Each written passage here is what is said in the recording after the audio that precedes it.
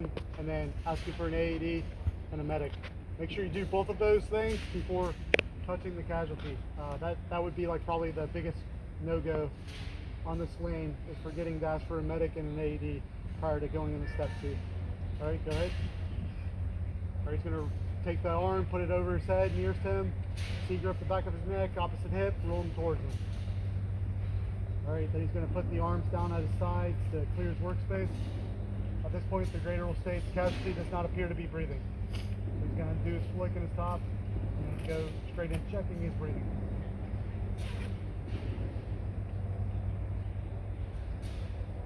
The casualty is not breathing. At that point, he's got to reach for his CLS bag, grab out an MPA and lubricant if he has it. If not, just simulate lubricating the MPA. But first he has to measure it.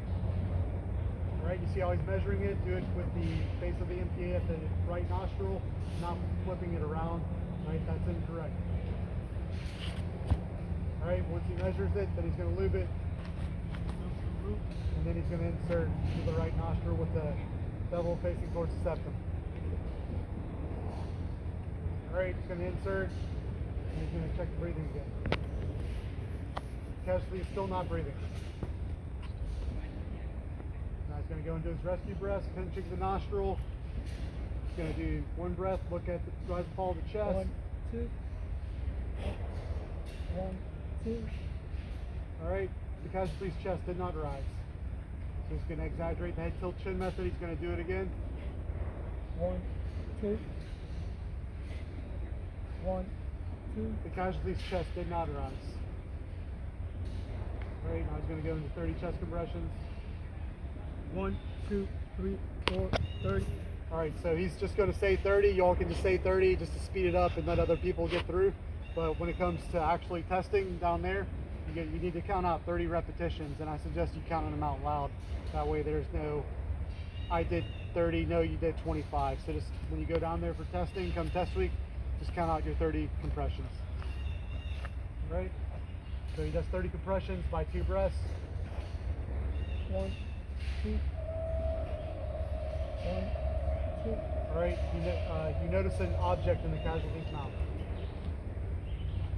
Okay, he removes the object and then he gets 2 more breaths. 1, 2. 1, 2. You see the casualty's chest rise and fall with your breaths, but the casualty is still not breathing. Just check his pulse. Cradle state. He has no pulse. And we go back into CPR. 30.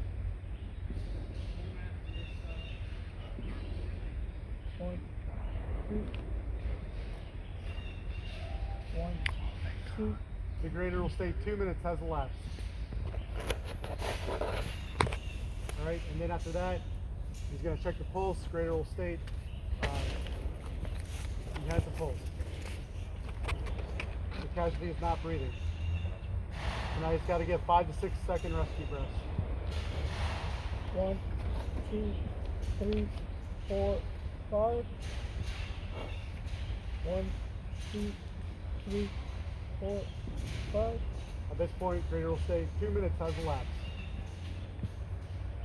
All right, and he's going to check his breathing. Greater will state the casualty is breathing and conscious.